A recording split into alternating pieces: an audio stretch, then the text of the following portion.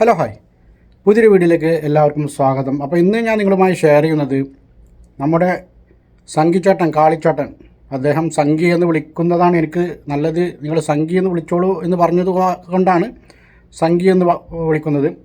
എന്തായാലും ഇപ്പോൾ കത്തി നിൽക്കുന്ന നമ്മുടെ മലബാർ ഗോൾഡ് മുതലാളി മറ്റേ ഫൈസൽക്കായുമായി ബന്ധപ്പെട്ട് ഒരു ചർച്ചയാണല്ലോ, ഒരു വിവാദം. നമ്മുടെ ആതിരാനൂറയെ ക്ഷണിച്ചുവെന്നും എന്നാൽ അദ്ദേഹം ക്ഷണിച്ചിട്ടില്ല എന്ന് പറഞ്ഞൊരു ഫേസ്ബുക്ക്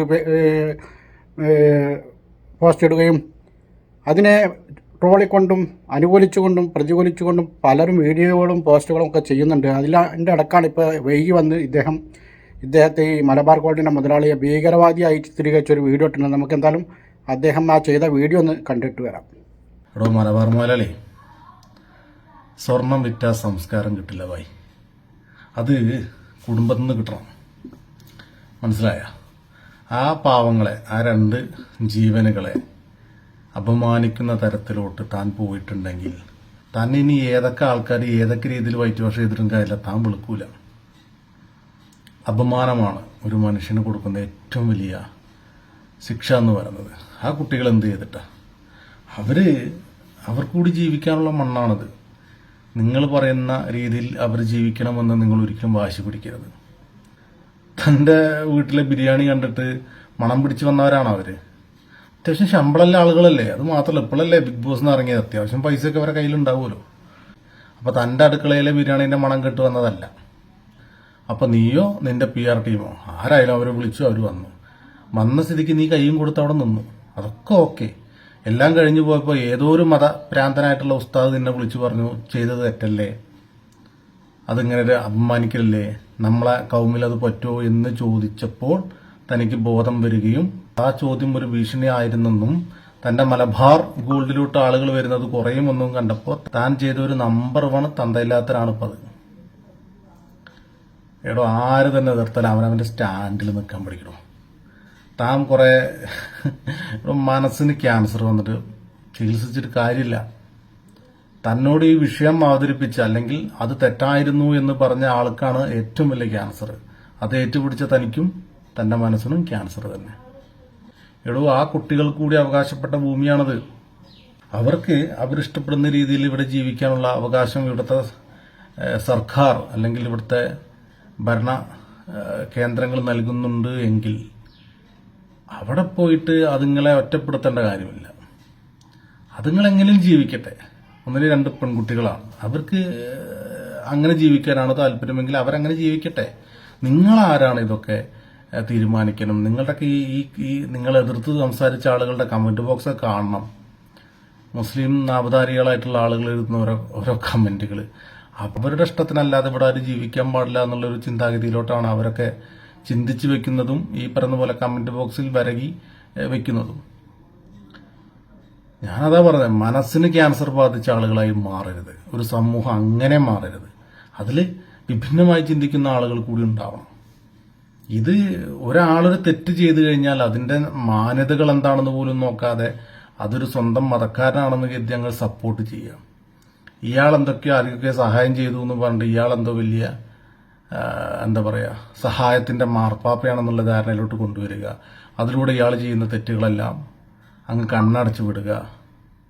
അതൊന്നും തന്തയ്ക്ക് പറഞ്ഞവന്മാർക്ക് പറ്റിയ പണിയല്ല ഭായി.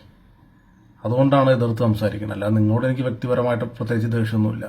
താങ്കൾ എന്റെ രാജ്യത്തെ അപമാനിച്ച ഒരുത്തിയെ കൊണ്ട് താങ്കളുടെ ഷോറൂം ഉദ്ഘാടനം ചെയ്യിപ്പിച്ചു. അതിൽ ഞങ്ങൾക്ക് എതിർപ്പുണ്ടായിരുന്നു. ഇപ്പോൾ ഈ കുട്ടികളുടെ കാര്യത്തിൽ പച്ചയ്ക്ക് താങ്കൾ ഫേസ്ബുക്കിൽ എഴുതിയ ആ ഒരു തെണ്ടിത്തരത്തിനും ഞാൻ എതിരാണ്. അങ്ങനെ എതിർപ്പുകളൊക്കെ ഉണ്ട്. അത് കരുതി നിങ്ങളുടെ ശത്രുവൊന്നുമല്ല. പക്ഷെ പറയാം, സ്വർണം വിറ്റ സംസ്കാരം കിട്ടില്ല. ഈ ലോകത്തുള്ള എല്ലാ സ്വർണം കൊണ്ടുവന്ന് തന്നെ പൂശിയാലും താൻ തിളങ്ങത്തൂല ഈ വിഷയത്തിൽ. അത്ര കറുത്തിരിക്കുകയാണ് താനും തന്റെ മനസ്സും തന്റെ ചുറ്റുമുള്ള നിന്റെ ആരാധന വൃന്ദങ്ങളും. ആ കുട്ടികൾക്ക് കൂടി ജീവിക്കാൻ അവകാശമുള്ള മണ്ണാണത്. അവരെ വിളിച്ചു വരുത്തി അപമാനിച്ചിട്ടുണ്ടെങ്കിൽ താൻ മാപ്പ് പറയണം. നല്ലൊരു ഉമ്മയ്ക്കുണ്ടായതാണെങ്കിൽ, നല്ലൊരു പാപ്പാക്കുണ്ടായതാണെങ്കിൽ ആ സംസ്കാരം കാണിക്കണം.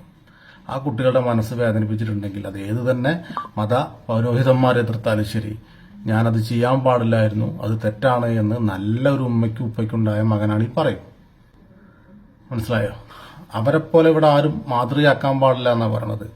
കണ്ട പ്രകൃതി വിരുദ്ധ പീഡകന്മാരൊക്കെ തന്റെ ഈ പറയുന്ന കുടിയിരിപ്പിന് വന്നിട്ടില്ലേ, സ്ത്രീകളെ പീഡിപ്പിച്ചവരെ വന്നിട്ടില്ലേ, അവരൊക്കെ മാതൃകയാക്കണം എന്നാണ് പറയണത്. ഇല്ലേ, താൻ തന്റെ ഗസ്റ്റുകളൊക്കെ ഒന്ന് എടുത്തു നോക്ക്, അതിൽ കിട്ടും പ്രകൃതി വിരുദ്ധ പീഡകന്മാരും സ്ത്രീ പീഡകന്മാരൊക്കെ.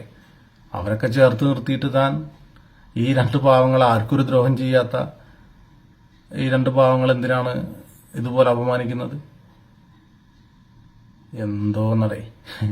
ഇന്നലെ തൻ്റെ ഒരു ഗംഗാധരൻ എന്ന് പറയുന്ന ഒരു പഴയ തൻ്റെ പണിക്കാരനെ അനുമോദിക്കുന്ന ഒരു ചടങ്ങിൽ ഞാനൊരു ലവ് ചിഹ്നം ഇട്ടപ്പോൾ ഒരുത്തന്നെ അതിൻ്റെ ഇടയിൽ വന്നൊരു കമന്റ് ഇട്ടു, മദ്രസയിൽ പഠിച്ചതിൻ്റെ ഗുണമാണ് എന്ന് പറഞ്ഞിട്ട്. ഞാനത് അക്സെപ്റ്റ് ചെയ്തു. നല്ല നന്മയുള്ള മനസ്സില്ല, ഞാനത് അക്സെപ്റ്റ് ചെയ്തു. പക്ഷെ ഇന്ന് ഞാൻ അവനോട് ചോദിക്കുകയാണ്, എനിക്ക് ആ കമന്റ് ഇട്ട് തന്ന ആളോട് ചോദിക്കുകയാണ്, ഇത് മദ്രസയിൽ പഠിച്ചതിൻ്റെ ഗുണമാണോ?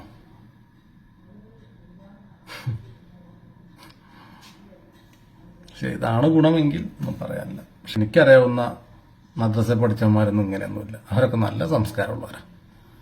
ഇതൊരുമാതിരി. അപ്പോൾ ഒരേ സമയം തന്നെ മുസ്ലിങ്ങളുടെ അന്തകനും അതുപോലെ രക്ഷകനുമായി വരുന്ന ഈ സംഘി മുസ്ലിങ്ങളെ അടിക്കാൻ കിട്ടുന്ന ഒരവസരവും പാഴാക്കാറില്ല ഈ സംഘി കുട്ടൻ. ഇപ്പോൾ ആതിരയുടെയും നൂറയുടെയും കൂടെ കൂടി ഫൈസൽ ഖാനെ അടിക്കാനും അദ്ദേഹം ചെയ്തത് ശരിയല്ല എന്ന രീതിയിലും പ്രചരിപ്പിക്കാനും വർഗീയവാദി ആയി ചിത്രീകരിക്കാനും ഇവർക്കുള്ള മിടുക്ക് വളരെ കൂടുതലാണ്. അപ്പോൾ ഈ സംഖ്യയുടെ ഈ വീഡിയോ നിങ്ങൾ കണ്ട് നിങ്ങളുടെ അഭിപ്രായം കമൻറ്റായി രേഖപ്പെടുത്തുക. എൻ്റെ ചാനൽ ആദ്യമായിട്ടാണ് കാണുന്നതെങ്കിൽ ചാനൽ ഒന്ന് സബ്സ്ക്രൈബ് ചെയ്ത് വെക്കുക, ഷെയർ ചെയ്യുക. പുതിയൊരു വീഡിയോയുമായി വീണ്ടും കാണാം. ബായ്.